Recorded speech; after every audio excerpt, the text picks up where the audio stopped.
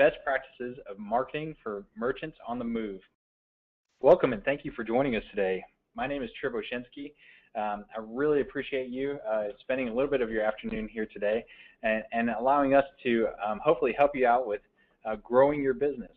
We're hoping that we have some good ideas that will help you get your name out there in front of your customers and really allow you to see some improvements on your sales and find opportunities for business. Let me quickly introduce myself. My name is Trip Oshinsky. I'm the Director of Product Development and Strategy for Switch Commerce. I've been with the company now for about 9 years, and I've been in the ATM industry for about 13 years. I've done everything from customer support to product development, and also I've been a part of all of our marketing initiatives, everything from logo design to trade show booth design. So I have a little bit of experience in this field, and hopefully we can, again, share with you some things that have worked for us. Let me quickly introduce Michelle Latham and let her tell you a little bit about herself. Hi, I'm Michelle Latham, actually the Vice President here at Switch Commerce, and I've been in the industry, ATM and credit industry now for almost 8 years. And during that time, I've worked directly with ATM ISOs all the way up through developing our SwitchPay product and taking that from its inception all the way through its development and use. And during that time, I've come across a lot of marketing tips that have worked for us that we want to share with you as well. So let's go ahead and share some of our ideas with them. Yeah, let's start off with a quick quote here that we found. We found it kind of funny. It says by Stuart Britt. He says, "Doing business without advertising is like winking at someone in the dark. You know what you're doing, but no one else does." And that's very true with business. If a potential customer isn't aware of your brand or how you're going to make their life easier, you're not going to make very much money. So it's very important that you get your name out there, that people are aware of you and see you, and hopefully we'll give you some good ideas today of how you can do that. The first thing I want to talk to you about is brand awareness. I've broken it down now really into the three C's for successful branding, and it's things that we've used in our business, and we hope you do too. The first one is clarity, and that's going to be knowing your customer and also knowing yourself. You need to know exactly what your customer's needs are. You need to know how they're going to relate to you and your products and your services, and also you need to know about yourself. It's good to understand exactly what message you want to put out there and how you're going to put it out there, how you're going to portray yourself. The next C is going to be creativity, and that's defining your logo. You need to be able to define your message and your actual forward-facing any services or any messaging that you put out in front of the customer. You need to be able to mold that and shape that in a way that it really makes sense for your brand. And the final one is consistency. Creating a culture of dependability through consistency is very important. You want all of your arrows to point in the same direction. You want everything pulling towards the same goal. So making sure that all of your branding, everything that your branding involves really is driving home the same message. Let's jump in here to that first C, which is clarity. A great question to ask yourself is, what does my brand stand for? If we look here at the logo for Wikipedia, Wikipedia's message their mission is really all about taking the world's knowledge and bringing it together in one place. And they've really captured that, I think, in their logo. If you look at it here with this globe with all the puzzle pieces. Your company's mission, believe it or not, should really be tied in and fully on display in your logo. It's a great way to start that messaging process with your customer. So questions to ask yourself, what really is my brand all about? What does it stand for? Am I after frugal shoppers for big savings? Am I really after listening for my customer? Am I into providing a superior quality product? Is it about helping the health of the environment? Whatever it is, that messaging needs to be part of your logo design. Another great question to ask yourself is, why was the name chosen? It's kind of an interesting story. Steve Jobs, when he was trying to figure out a name for this great product that he had, and he had a really good idea of marketing now down to the end user, the Joe Blow off the street, and getting him into personal computing. What could he do? Well, all in that same time frame, he was also on a fruitarian kick. He was into eating only fruits, no vegetables, no meats or anything else. He was out visiting a commune one day and he saw the apple and he thought that was fun, it was spirited, and it wasn't intimidating. So really, he took that apple and he created a logo off of it, and it really set him apart from his main competitor, which was IBM. IBM, if you think about them, they're very buttoned down, very professional. They're not fun, they're not spirited. They are very intimidating. It's very big business. So for the Joe Blow off the street, it wasn't something that they could really relate to. So Apple was fun and exciting. People were immediately engaged by this logo. Another great question to ask yourself is, what is the business story? You know, every story or every business has a story. Every business came from somewhere, and a lot of times the origin of the business is a great opportunity for you to draw from when you're creating your logo. If you look at KFC, Colonel Sanders, he was the founder of Kentucky Fried Chicken. He founded it in 1930. He's been part of the logo since day one. So they've really taken him and put him into the whole logo and branding of KFC, and he's part of that culture now. So it's something important for you to do if it works out for your business, to incorporate your business story, your origin, where you came from. Another C to look at is creativity. If you think of okay, so I have all these questions now. I kind of know what message I want to put out there. What colors do I pick? So it's important to really put some thought and effort into your colors because it's really so much of your brand. If you think about Coca-Cola, Coca-Cola is red. Tiffany and Company, they're blue. UPS is brown. Starbucks is green. All of these colors, immediately as I said the name, you're able to see those colors. It invokes in the customer a visual memory. It also elicits an emotion from them. Emotion theory tied to color is very interesting. If you look at red is going to be a very aggressive color, and if you use that in your logo, it symbolizes energy and passion. It can even symbolize danger. And certain people will raise their blood pressure. It can also make you hungry. So you see red in a lot of restaurants. Blue is really the most common color out there for technology companies. The reason why is that the emotions that you get looking at blue is security and efficiency, productivity, clearness of mind, trust and dependability. All of those things really tie up in that color. So using that as a predominant color for your business might make sense if you are in the technology company or service company. Yellow is another color that is interesting to use in your logo.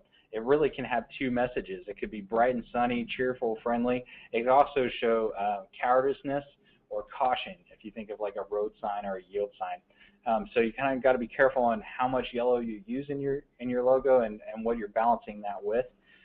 The right shades of yellow can actually produce brain function, so that's kind of interesting. If we look at brown, brown is a great example of a color that's been kind of taken over by one main company. UPS has taken brown on as part of their brand. If you look at their tagline that says, "What can brown do for you?" That's not what can UPS do for you, it's brown. So now anytime you see brown, you're thinking UPS. So again, it's all about creating that culture, really tying your message in, getting it out to as broad of an audience and making it relatable. The last C I want to talk to you about is going to be consistency. If we look at what Ford said about consistent companies, consistent brands are worth 20% more than other brands. So it's very important that you have a consistent look and feel that's forward-facing to your customer. It portrays to them dependability and professionalism about your company. One of the recent initiatives that we did here at Switch Commerce was our one of the trade shows that we went to. If you notice, the large image in the center is our trade show booth, and we used that same design on all of our printed materials, our website landing pages, anything that was forward-facing or that we handed out to the customer, all had that same look and feel. So it was very consistent. If you look at your sales and marketing materials, your ads, your websites, other communications, if you were to print them all out, lay them all out on a table, would they look like a single cohesive, successful company, or would it be a disjointed, chaotic mess? It's very important that your customers are getting one consistent message from you, because what that's going to do is again, it portrays dependability about your company. They know exactly what to expect when they come to you, and it starts ingraining in them that message that you are there for them. I'm going to turn it over to Michelle. She's going to talk to you a little bit about lead generation. Hi, I'm glad to have you back over here with me, and I want to talk about the 3 easy steps to lead generation.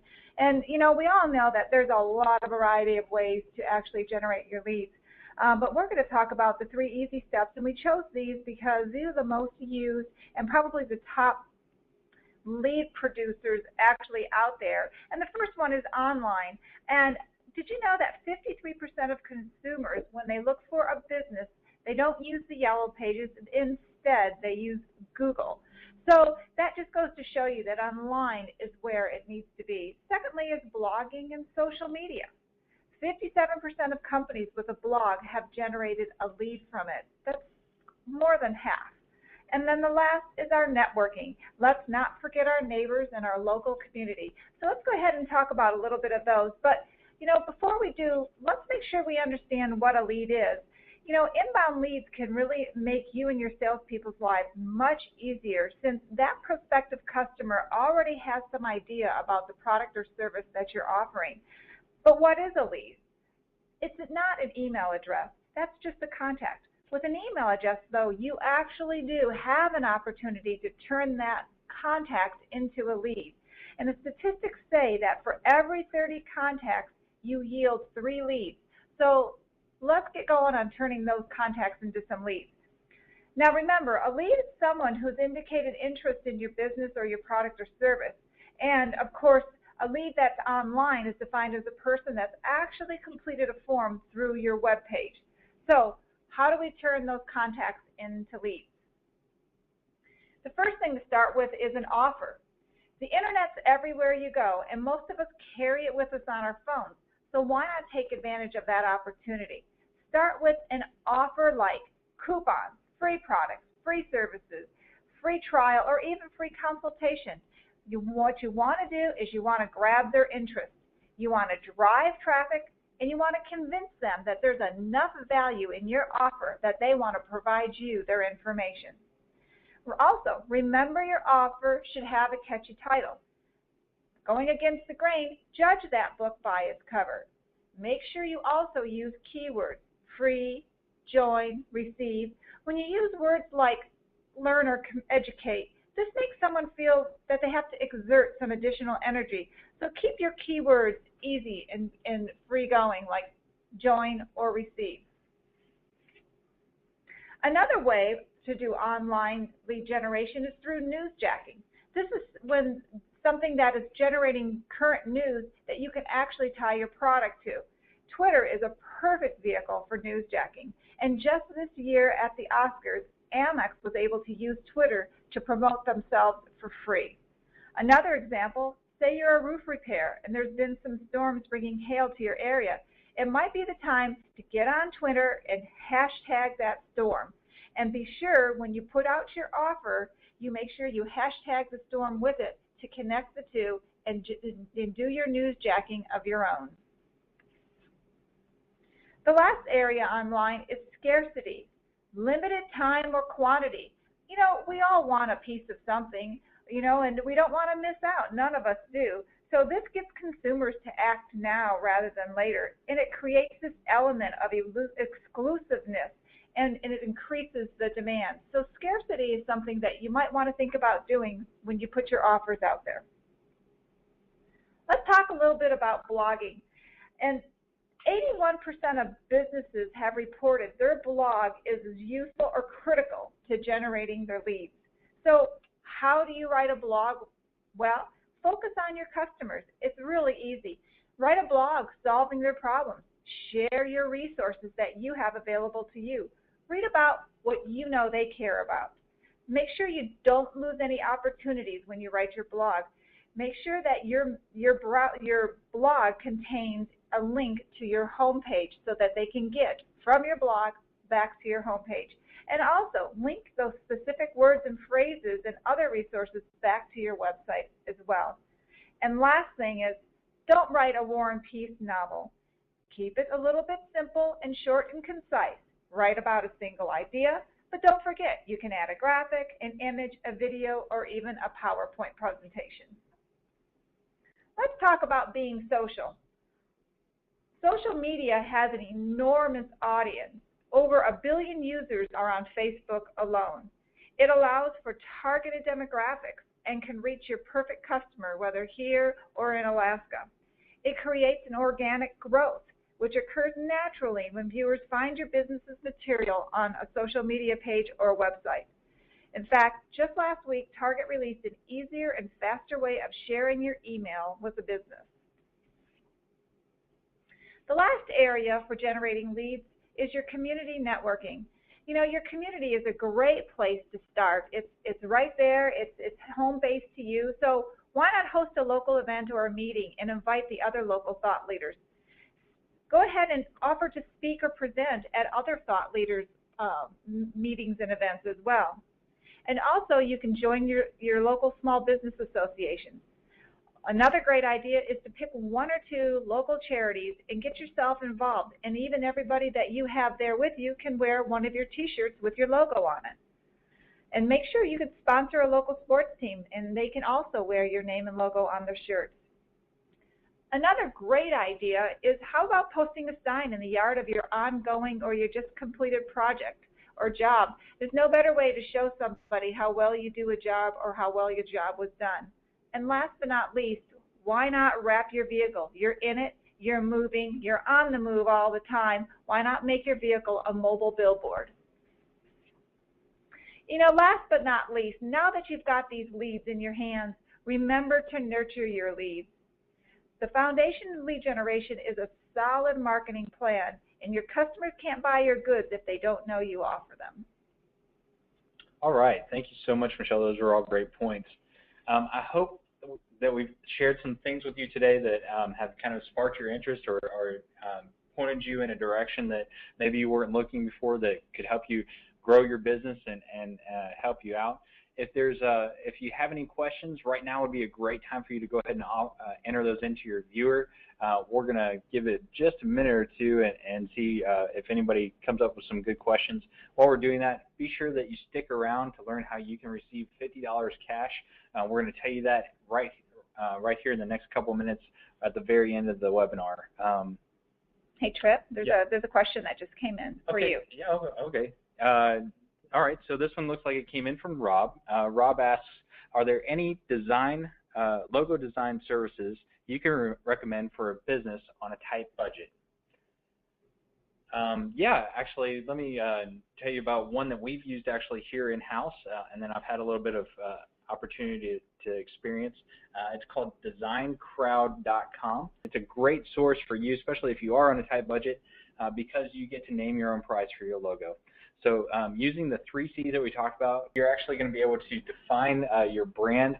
You'll be able to explain to the designer exactly the information or the way that you want to convey your company out. And what you'll do is, after you put out your logo proposal of the colors that you want, what you're looking for, you'll put the price tag on it, and then you can actually crowdsource hundreds of designers. They'll actually create a design, submit that to you, and you can pick the one that you like. So we've used it in the past and have come up with some great logo designs that have come out really actually very, very cheap. But again, they're very good looking. It's a good source. Again, that's called designcrowd.com. Hey, Trip, another question's come in. I'll go ahead and take this one. Brian wants to know how he gets started blogging and what kind of topics can drive the most traffic to his site. You know, something I want to recommend is using your customers' frequently asked questions. You know, they're always asking the same questions over and over. Wouldn't that be a great topic to blog about? How about your how-tos? People love to know how to do something. And how about the latest products or the news? If you look at a hairdresser, they can blog about the latest looks or the latest products or the recommended products, or a plumber. He can actually blog about what do you do to help you with a leak until your plumber actually gets on site to help you. And then how about AC repair? How do you change a filter? When should I change my filter? These are all great ideas. And don't forget, your blog doesn't have to be a novel. It can be a short 50-word, 100-word phrase or blog about something that you think your customers can relate to. Great. I do see that we have some other questions. What we're going to do to keep this short, make sure that we respect everybody's time, we're going to go ahead and we'll respond back to you at the end of the webinar with any questions that have come in. What I'd like to go ahead and do is tell you a little bit about our business. The first thing, Switch Commerce, we have a product called SwitchPay. It allows you to accept payments anywhere. And with SwitchPay, we feel that it will help you grow your business. As a merchant on the move, you need to be prepared to turn any situation into a revenue opportunity. SwitchPay will empower your business to actually make the sale anywhere by accepting credit cards and debit cards right through your smartphone or tablet. There's statistics out there that show that people will spend more and actually prefer to spend using their credit cards. 73% of purchases made in the U.S. in 2012 were actually made using credit cards. By 2017, that number is going to jump up to 77%. It's pretty staggering. Customers will spend more in your business. And this is shown by Forbes. They actually said that customers will spend 12 to 18% more in your business if you actually can provide them with the payment method of credit card. It's incredibly easy to use, quick to get signed up. Michelle's going to tell you a little bit about that. Yeah, the sign up, we wanted to make everything really simple. So what we did was we made the sign up really easy. So all you need to do is fill out the app and download the app and fill it out and complete it. Once you're approved, your card reader is on its way. Another thing we did was we wanted it to be easy to use. So we created a really incredible intuitive app. In fact, Trip's going to take a couple minutes and step you through that. And we also want you to know there's always 24/7 support. No worries about when you can get hold of us. You can get hold of us 24/7. And another thing is, why not keep your cash flow and your business running smoothly? Receive your money back to you in 24 hours. So get that next day funding back to you. Let me just run you through a quick transaction using SwitchPay. It's available for iOS, for your iPhone and Android, out on the App Store, also in Google Play and in BlackBerry World. It's a free download for your phone. Once you launch the application, you'll be taken into the transaction screen where you can actually type in your dollar amounts for each item that you're selling and add those into your bill of sale. If you don't feel like typing them in, you can actually create an inventory here, and this is what the inventory looks like. It gives you the description, a quick picture. It will also keep the dollar amounts, and you can even collect your SKU numbers here. So you can scroll through your inventory and add in items into your bill of sale. You can edit those items very, very easily, adding more items to back in for your sale as you go. Once you're happy with the dollar amount, you can actually, and you're ready to wrap it up, you can add in a gratuity if you do select tips and you have that option enabled. Then you're off to the payment screen, and this is where we're actually going to collect the payment information. Now, SwitchPay can collect your credit card data. It also can record any cash that you receive or checks that you receive. So you'll have all of your payment information basically in one spot for all of your reporting. With this payment screen, if we're collecting a card data, we'll use the SwitchPay Swiper. The SwitchPay Swiper is fully PCI compliant, and what that means is it's completely secured card data, and so you don't have to worry about the card data, being stored on your phone or something like that. It's actually held in the reader, and this allows you to do what's called an offline transaction. In certain locations, you might not have the best cell signal, so with the ability to do an offline transaction, you can run that transaction, collect all your card data, and then when you get back into cell service, you can send that transaction out for approval. It allows you to do business without having to worry about your connectivity. After you've gotten approval on the transaction, you can hand the your phone over to your customer and allow them to actually sign using their finger on your phone. and then you can collect the receipt data. So what you would do is ask them for their email address. After you type that in and hit next, it would actually generate an emailed receipt that would be sent out to your customer. That receipt is going to be branded with your company's logo, so this is another place for you to get your brand out there. It'll also have all of your contact information plus also all of your social media links. It'll show the customer where they made the purchase, the dollar amount.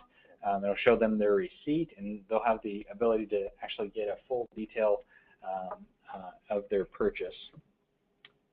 One last thing you can do with SwitchPay is actually collect more buyer info. So if you want to, you can actually ask the customer for their phone number, for their address, so that you can get them on mailing lists and callbacks. You can collect their information for sending them thank yous or any kind of information that you want. All of that information is available through a web portal you can get to later. After you hit next, you're right back into the transaction screen, so you can do it all again.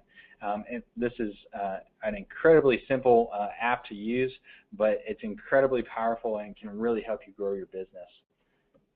You know, we wanted to make the app intuitive and easy to use, but we also wanted to make the pricing simple, because a lot of times people just think that credit card pricing can really be a little bit confusing. And so what we wanted to do was make it simple for you, and we're offering a 2.75% fee for each transaction. There's no monthly fees, there's no hidden fees. However, we do take into account that there are a lot of people that do business-to-business transactions on a high rate, as well as maybe you're just a merchant that has an extremely high volume, or maybe you take payments from the phone and you have to key them into your actual phone instead of using the swiper. If any of these things actually sound like you, then you would actually qualify for an even lower flexible rate that we would work with you directly on establishing a rate that works best for you. So if you're interested in signing up for SwitchPay, we're actually offering a very special webinar offer for anyone who sees this webinar. You can go to switchpay.com. You'll be able to type in your reference code on the move, which is all one word and all lowercase. And after you submit your application, once you're approved, we will actually send you $50 cash back plus a free swiper. So you can actually, after you're approved, you can download the app. You can start accepting credit card transactions with your free swiper.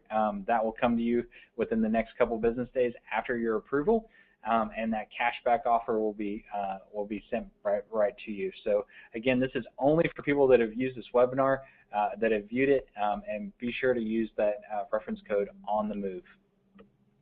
We want to thank you so much for your time today. We know that your time is valuable, and we really do appreciate that.